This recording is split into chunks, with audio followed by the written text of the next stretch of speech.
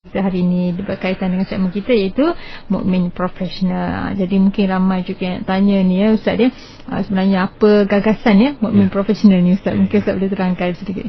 Assalamualaikum warahmatullahi taala wabarakatuh. Alhamdulillahilladzi hadana li hadza wa ma kunna linahtadiya laula an hadanallah. Wassalatu wassalamu ala Rasulillah wa ala alihi wa sahbihi wa wala. Yang dihormati teman bicara saya pada petang ini, Saudari Masina Alias, khususnya kepada yang dihormati pendengar Radio Hakim yang dihormati sekalian ya.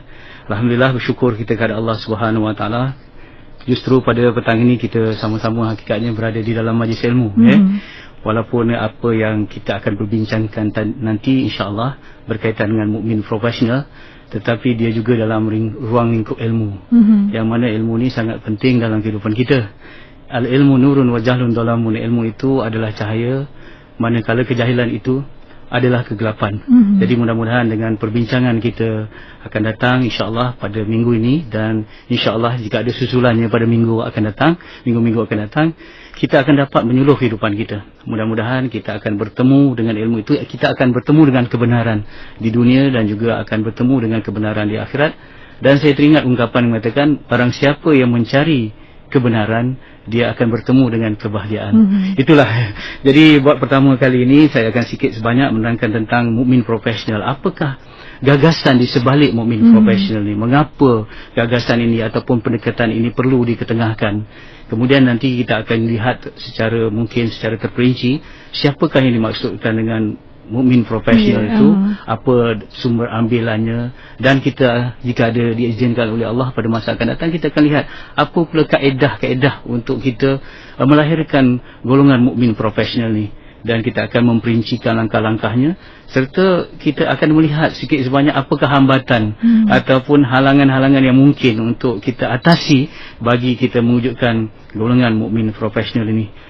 Pertama, dalam segmen yang sulung ini ya, saya ingin menjelaskan, saya ingin mengajak para pendengar mengapa gagasan ini perlu diketengahkan.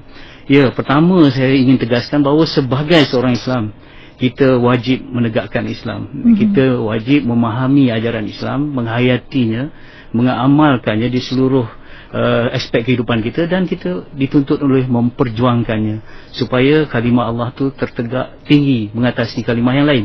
Li'ila kalimatullahil ulia. Itu matlamat perjuangan Islam, dan kita lihat bagaimana kita nak memertabatkan Islam ni supaya al-Islam ya'lu wala yu'la.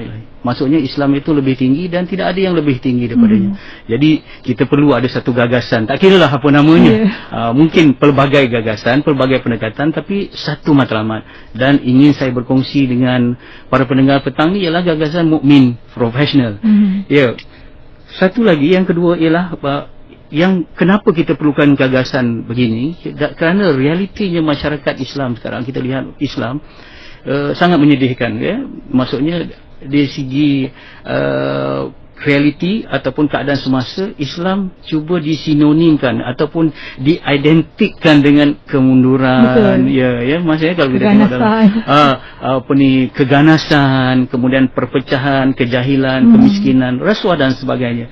Jadi kita merasa sedih. Mengapa ini terjadi?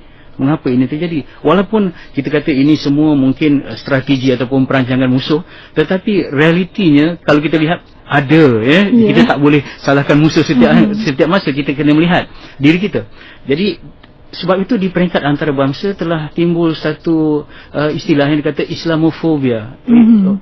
Takut dengan Islam. Padahal masa Islam itu adalah agama yang selamat dan menyelamatkan.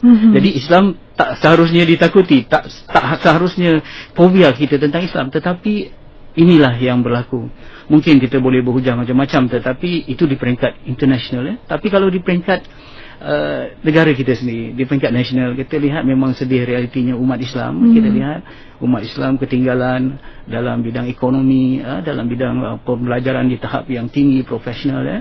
Begitu juga kalau kita lihat, sepatutnya tak harus berlaku ya, di dalam sosial ataupun kita ada juga masalah akhlak. Sudahlah di segi pencapaian material dan fizikal pun kita ada masalah.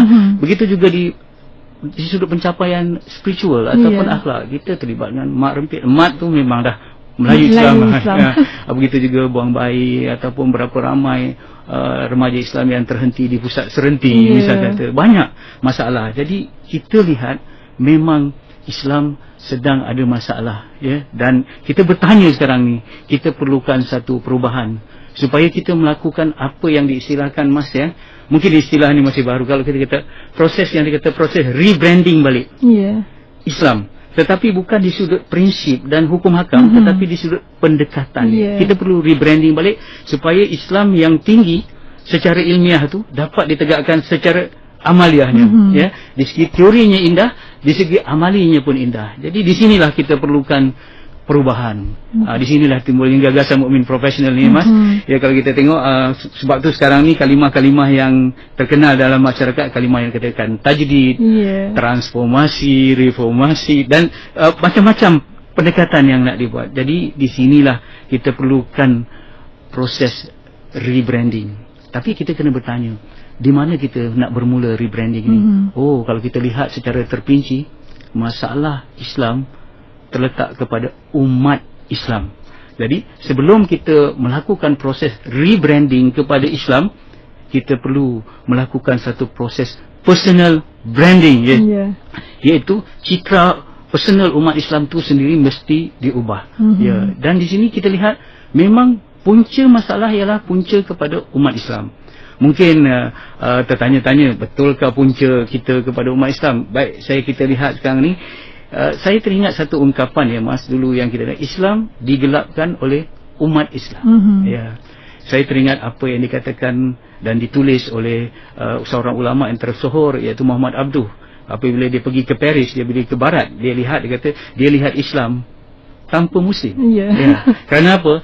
Di barat ada punctuality, soal ketepatan masa, soal kebersihan, soal disiplin, greetings ataupun kata-kata aluan atau untuk menyambut tetamu, ada customer service yang cantik, Dia lihat Islam tanpa Muslim. Tapi apabila dia pergi ke Kahirah ataupun dia pergi ke timur, dia lihat Malang, Muslim tanpa Islam. Islam ajaran kebersihan, tetapi retinya kita kotor. Islam menekankan soal ketepatan waktu, kita tak tepat waktu dan sebagainya. Di situ ada masalah. Begitu juga saya teringat apa yang pernah ditulis oleh Dr. Yusuf Qaradawi dalam bukunya, ya. Seorang sarjana barat telah masuk Islam. Apa ucapan dia, Mas, apabila dia dah mula masuk Islam? Dia kata, subhanallah, yang telah mengenalkan aku Islam terlebih dahulu sebelum aku mengenal umat Islam. Maksudnya macam mana, Mas? Maksudnya apabila dia kenal Islam, dia lihat keindahan Islam di sudut kajiannya, ilmunya begitu hebat, ada segala macam dalam Islam, satu ajaran yang syumul dan sebagainya, sebelum dia mengenal umat Islam. Umat Islam. Jadi begitu yang kita lihat. Sebab itu orang kata, saya teringat juga ada yang dikatakan satu ungkapan, Mas, saya ingat, Islam is a living religion but with dead followers. Islam adalah agama yang hidup. Islam is a way of life. Islam adalah cara hidup yang semua. Tetapi malangnya ada masalah kepada umat Islam with dead followers. Jadi kalau kita nak rebranding balik Islam, kita perlukan kepada proses personal branding umat Islam. Di sinilah kita bertanya. Mungkin kita punya senario tu agak luas. Di sini kita bertanya, apa bentuk umat Islam yang kita nak? Betul. Apa bentuk umat Islam yang kita nak? Apa citranya? Macam mana dalamannya? Macam luarannya? Macam mana cara berfikir dan sebagainya? Sebab kalau kita tak tahu end product yang kita nak, kita tak akan dapat. Orang kata begin with the end in mind. Apabila kita nak mulakan suatu perkara, hendaklah kita dapat visualizekan ataupun kita dapat visualkan bentuk umat Islam yang kita hendak bagi memertabatkan semula Islam supaya dia tinggi dan tidak ada yang lebih tinggi daripadanya. Di sinilah yang kita gagasan mukmin profesional datang, ya. Yang dikatakan mukmin itu orang individu yang mempunyai kebaikan, keterampilan, kecanggihan, itu kalau kita katakan begitu, di sudut pribadi, pribadinya baik. Manakala profesional pula orang yang hasil pekerjaannya baik. Jadi bila katakan mukmin profesional ialah orang yang baik kelakuan, profesional pula baik pekerjaan. Apabila kita bertemu, sepadukan, bukan bertemu ya, bersepadu antara yang baik pribadi dan baik pekerjaan ni, baik pribadi itu yang dikatakan mukmin, baik pekerjaan ni kata profesional. Situlah dikata mukmin profesional. Lebih kurang begitulah Mas ya. Yeah. Okey. Dan juga mungkin kepada anda yang ada persoalan, boleh hubungi kami, talian kami 0362051500, 0362051500, ataupun anda yang nak bertanyakan soalan, nak SMS kepada kami juga dialuk-alukkan ya. Typekan saja IKIM, jarak mesej anda, soalan anda hantar ke 39111, dan juga anda yang nak tinggalkan soalan melalui Facebook kami, boleh ke Facebook kami ikim.fm. Jadi kita akan berehat seketika. InsyaAllah kita kembali selepas ini. Jangan lupa untuk terus hubungi kami 0362051500. IKIM FM Kuantan 89.6.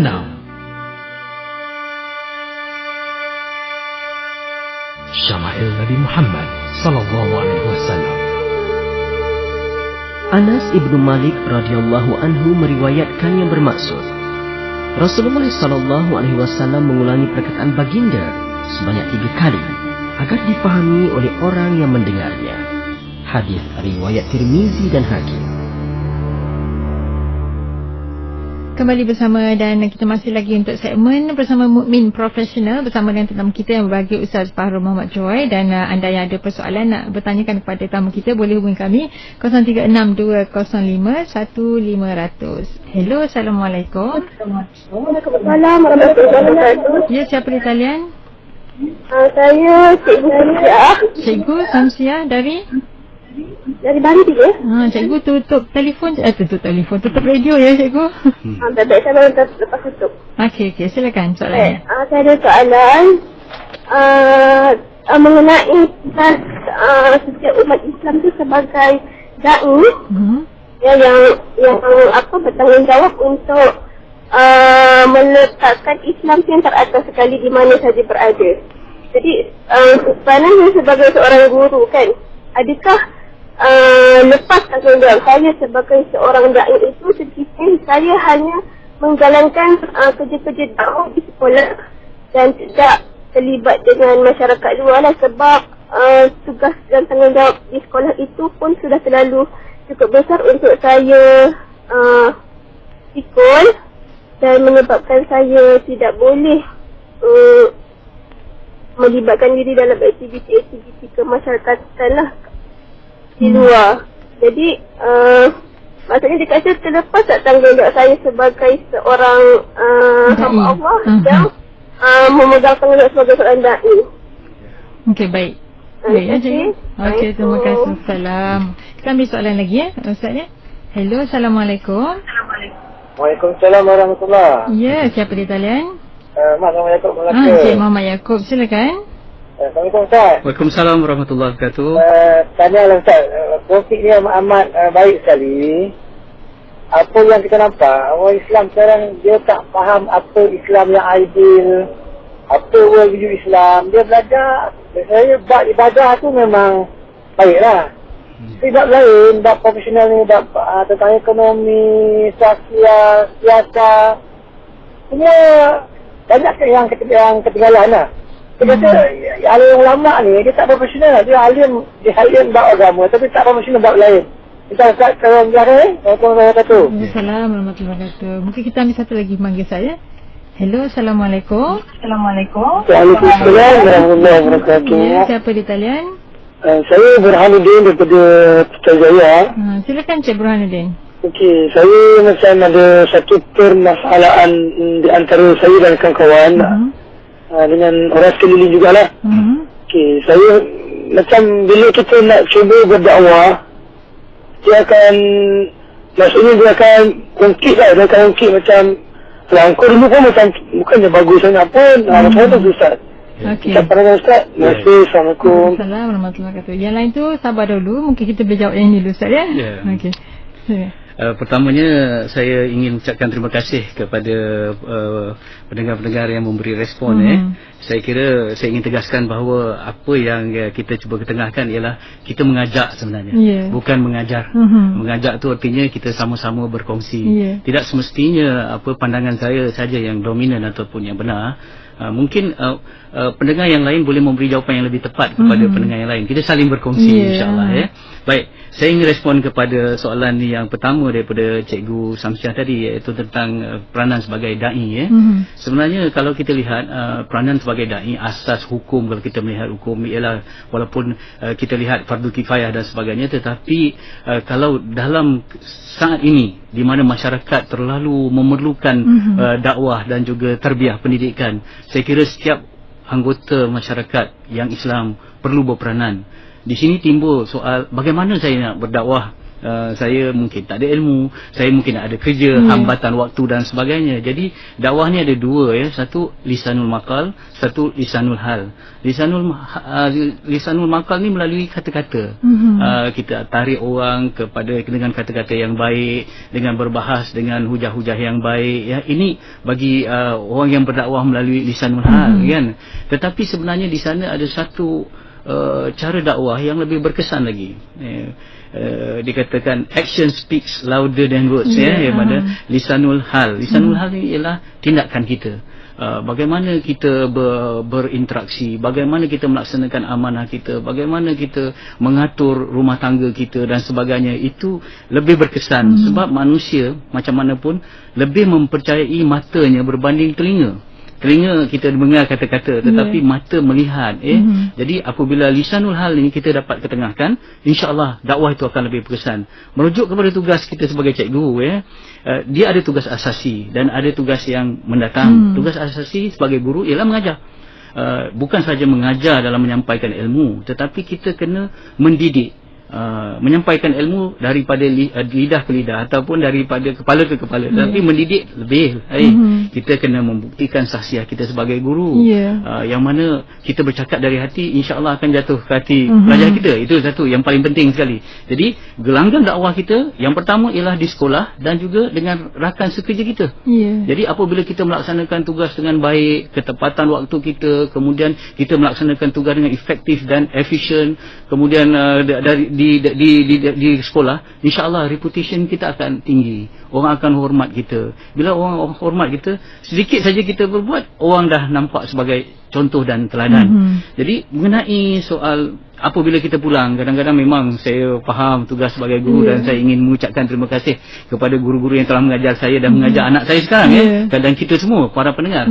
Jadi mereka telah memberi seluruh masa, dan mungkin setelah balik tu mereka tidak ada tenaga lagi, tidak hilang tumpuan dan sebagainya. Jadi saya kira yang ini terpulang kepada individu. Kalau kita boleh menguruskan waktu dengan baik, insya-Allah kita akan sentiasa ada masa. Orang kata jangan tunggu masa lapang, tapi kena lapangkan masa. Mungkin di sana ada ruang-ruang yang kita boleh lagi dengan orang kata time management yang bijak, dengan pengurusan waktu yang bijak, kita masih lagi boleh memberi masa untuk masyarakat contohnya. Dan ini mengingatkan saya kepada apa yang dikatakan oleh Syahid Hasan Al-Banna. Dia kata kerja kita sentiasa mengatasi masa kita. Jadi orang yang berjuang, orang yang ada cita-cita besar untuk mengubah dirinya dan masyarakatnya, sentiasa merasai masa tu terlalu singkat dan kerja tu terlalu banyak, dan insya-Allah tidak ada masa, tidak ada ruang dalam hati kita untuk membuang masa. Dan saya rasa tahniahlah kepada Cikgu Samsiah, kerana kita ada dorongan untuk itu. Pesan saya ialah uruskan masa dengan baik, tumpukan kepada yang asasi, iaitu tugas sebagai guru, jalankan. Itu satu dakwah juga.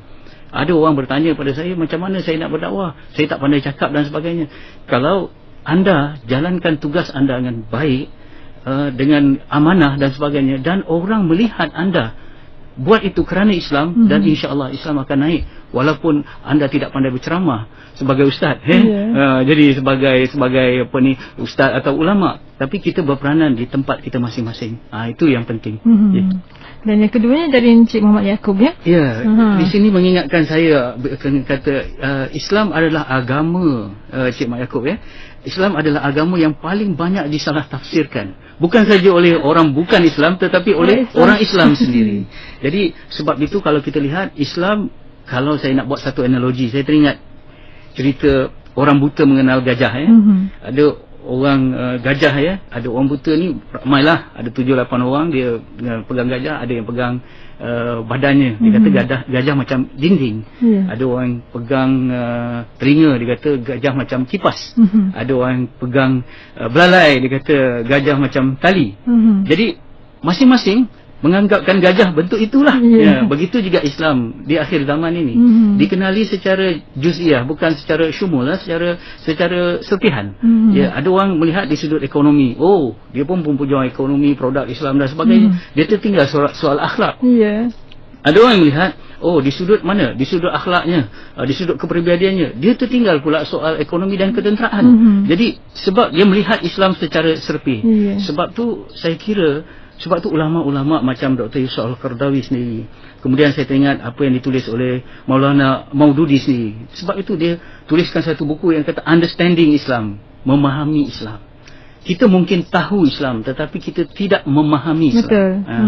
Kemudian bagaimana memahami itu, kita tingkatkan ke arah penghayatan kepada agama kita. Minta maaf, sekarang kadang-kadang agama pada waktu ini kadang-kadang dipelajari hanya sebatas otak kiri saja.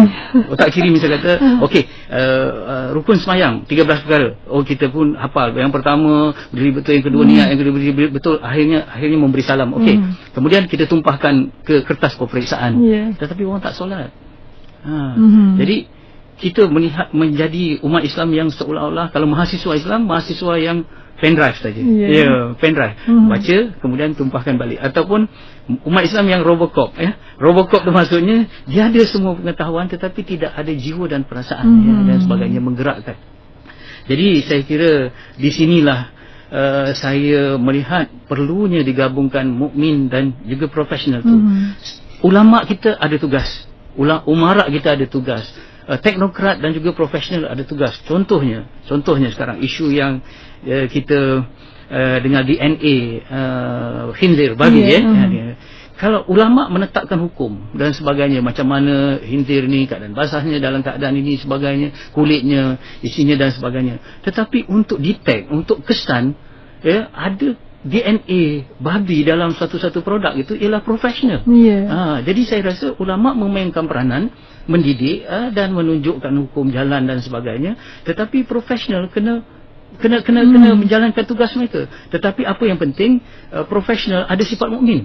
Ada sifat mukmin dan juga ulama yang katakan orang yang tertinggi juga dia memahami kerja seorang profesional. Jadi apabila kita ke tengah, barulah kita ada kekuatan di sini, Mas. Dan kita tidak boleh lagi melihat Islam secara serpihan. Itu mungkin kerana kejahilan pertama, ataupun mungkin kerana kedegilan. Kita hanya melihat juzuk-juzuk yang sesuai dengan hawa nafsu kita. Minta maaf kalau kita muhasabah sama-sama lah. Kadang-kadang kejahilan kita, kita belajar selesai. Tetapi kalau kedegilan kerana hawa nafsu, kita hanya melihat yang mana menguntungkan kita ambil Islam. Tetapi bila tak menguntungkan, kita tolak dan sebagainya. Saya rasa itu malang, suatu yang malang. Sebab Islam yang diredai Allah ialah Islam yang syumul. Udkhulu fis silmi kafah, kata Allah. Masuklah Islam secara keseluruhan. Sama ada segi muamalatnya, ibadatnya, jinayatnya dan sebagainya. Rubuk-rubuk yang 4 tu mesti kita ni. Sama ada persoalan ekonominya, persoalan tarbiyahnya, persoalan sosialnya, siasahnya dan sebagainya. Jadi apabila kita masuk keseluruhan ajaran Islam, barulah Islam tu memberi kekuatan. Tetapi kalau di serpih-serpihan, di sudut, di situ ada loophole, ada kata ruang-ruang yang menyebabkan musuh boleh melemahkan kita. Itulah respon saya kepada Encik Mak Yaakob daripada Melaka. Kemudian tentang Encik Burhanuddin Putrajaya, tentang berdakwah. Berdakwah ni pendakwah ni dia berbeza dengan tukang hukum. Kalau kita tanyakan kepada contohlah, saya pernah membaca perkara ni. Ditanyakan kepada tukang hukum, seorang yang misal kata minum arak 100 botol, tiba-tiba kita dakwah dia kurang 99 botol. Kita tanya kepada mufti ataupun kepada ulama, apa hukumnya? Sama ada 99 botol ke satu titis ke, haram tetap haram ya. Tetapi pendakwah melihat, oh, kita dakwah daripada 100 dah turun 99, kalau kita dakwah lagi mungkin boleh 98, 97 dan sebagainya. Itu pendekatan dakwah.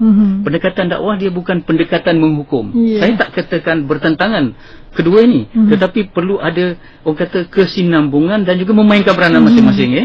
Contoh macam ni, ada orang kata, apa you nak berdakwah? You pun dulu teruk.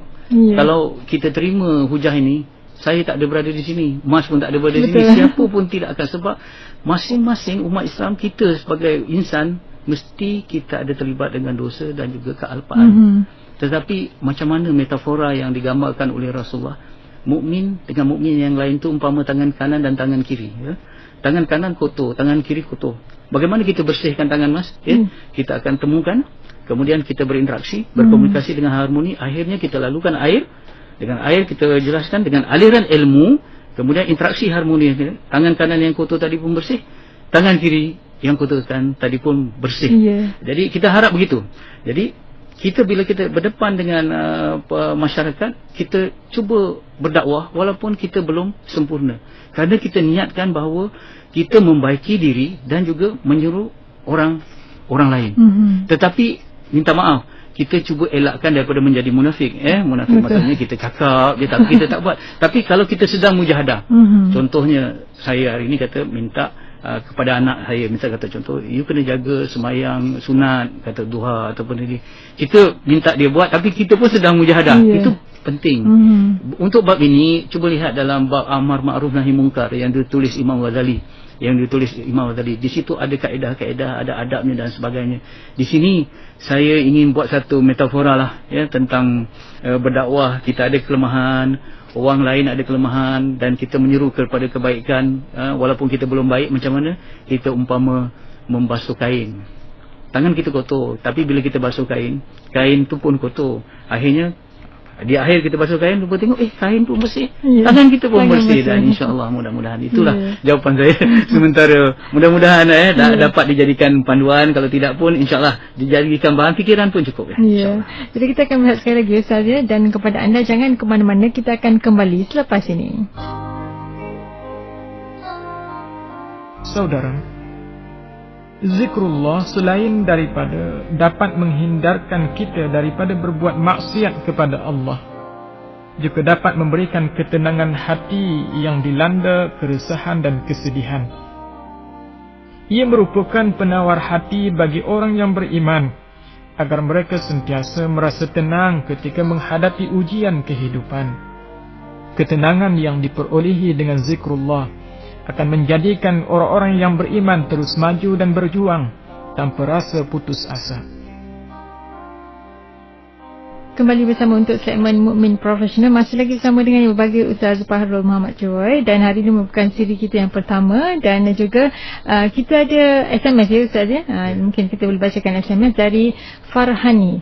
Macam mana nak bahagikan masa sebagai mukmin, student, isteri, pekerja profesional?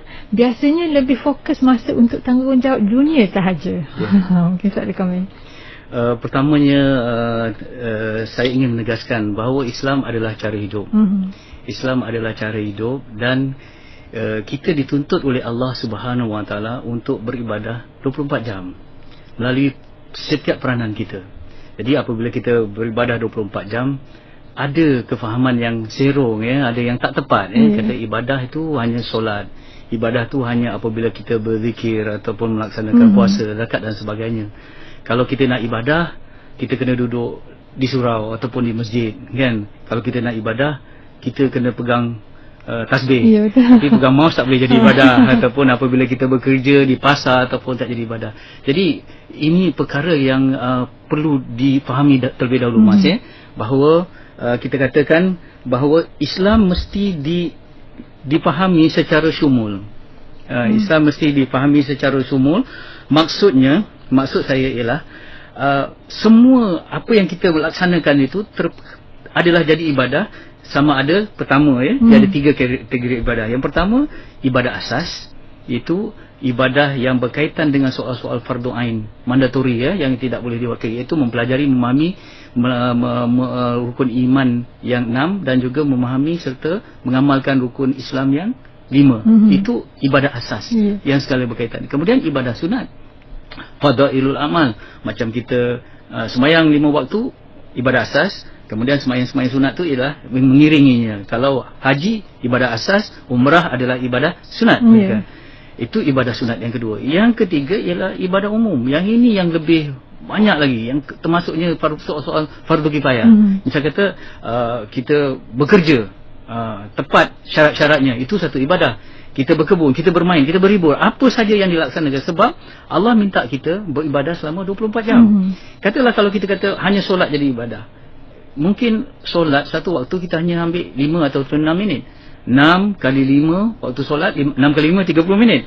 Jadi berbaki 23 jam 30 minit lagi ke mana? Sedangkan Allah minta kita beribadah 24 jam.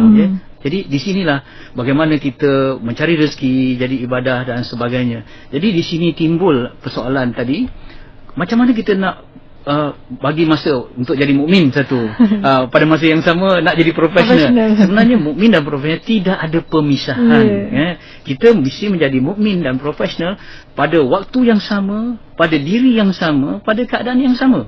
Contoh contohlah saya bercakap ni saya jadi mukmin, macam mana saya perlu jadi mukmin. Saya tak kata saya confirm, saya cuba jadi mukmin ikhlas dalam saya bercakap, bukan untuk menunjuk-nunjuk, bukan untuk memperagakan diri dan sebagainya. Saya jaga niat saya, ini mukmin.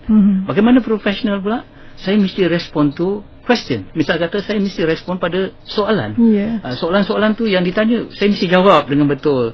Saya mesti ada orang kata seek to understand then to be understood. Maksudnya saya fahami dulu pertanyaan tu, baru saya nak menjawabnya. Misal kata, dan saya mesti menggunakan bahasa-bahasa yang jelas dan jeda pitching saya bercakap tak ada tinggi sangat, tak ada rendah sangat. Ini profesional. Jadi kita boleh jadi mukmin dan profesional pada satu diri, pada satu masa dan pada satu situasi. Begitu juga. Jadi kalau anda sebagai guru tadi sebagai apa tadi? Sebagai isteri, sebagai student, mungkin ini yang ambil PJJ ke ataupun sebagainya. Okey, di rumah dia jalankan tugas dia dengan jujur, dengan amanah sebagai seorang isteri dan nak jadi isteri yang solehah. Pada masa yang sama, dia meningkatkan diri dia tentang resepi yang baik, contoh pengurusan keuangan yang baik, pengurusan kebersihan di rumah, hiasan rumah yang baik, decoration dan sebagainya. Itu profesional. Dia jadi isteri yang mukmin dan profesional. Kemudian dia pergi student, okey, dia jaga niat untuk apa? Niat kita belajar bukan untuk lulus, kita belajar kerana perintah Allah. Jadi kita itu ilmu apa? Ilmu fardu kifayah ataupun ilmu fardu ain yang kita pergi. Okey, katalah ilmu fardu kifayah kita belajar. Okey, itu dalam rangka ibadah kerana Allah, ikhlas. Itu mukmin. Dan apabila kita belajar, kita kena ada smart learning. Smart learning maksudnya belajar cara belajar, tak serta work hard saja, tetapi mesti smart. Kita belajar, kita tengok nota yang baik, kita mendengar di dalam dewan kuliah dengan baik, kita buat orang kata mind mapping, cara belajar yang baik. Itu semua profesional. Jadi saya kira tidak ada timbul soal kontradik ataupun soal dilema. Kita nak jadi mukmin bila, nak jadi profesional bila, jadi dan sebagainya. Apabila kita memahami Islam adalah cara hidup dan ibadah itu merangkumi ibadah asas, ibadah sunat dan ibadah umum, dan 24 jam kita dalam ibadah dengan menempas syarat-syaratnya. Saya kira nanti insya-Allah kalau diizinkan Allah dalam segmen-segmen yang akan datang, kita akan memperincikan apa yang dikatakan syarat-syarat atau term-term yang katakan apa saja yang kita buat jadi ibadah kepada Allah. Dan sebenarnya banyak lagi mereka yang bertanyakan soalan kepada kita, tapi masa tidak mencukupi. Ini merupakan siri yang pertama. Dan insya-Allah kita akan sentiasa bersama untuk segmen Mukmin Profesional ni setiap minggu hari Isnin jam 5.15 petang. Jadi Ustaz, mungkin untuk yang akhirnya sebagai kesimpulannya Ustaz, kita ada lebih kurang dalam 3-4 minit lagi ni. Ya, saya ingin menegaskan, membuat sedikit rumusan bahawa mukmin profesional ini satu pendekatan, pendekatan, satu gagasan yang kita nak melihat Islam itu dapat dimertabatkan semula. Dan mertabatkan Islam itu mesti bermula daripada diri, kemudian keluarga, kemudian masyarakat, dan akhirnya merebak kepada daerah, negeri dan negara secara gradually ataupun secara tadarus, secara berperingkat-peringkat. Jadi kita tidak boleh terlalu gopoh, sebab al-ajalatu minasyaitan, yang tergesa-gesa itu daripada syaitan walaupun kebaikan, ya. Jadi kita mesti orang kata secara gradually, secara bertahap-tahap, bermula daripada diri, kemudian bermula daripada keluarga dan sebagainya. Itu yang pertama. Yang kedua, kita hendaklah melihat keperluan sekarang ini, ya, bagaimana kita mengketengahkan Islam. Jadi mungkin konten kita tidak berubah, tapi kontainer pendekatan kita berubah, ya.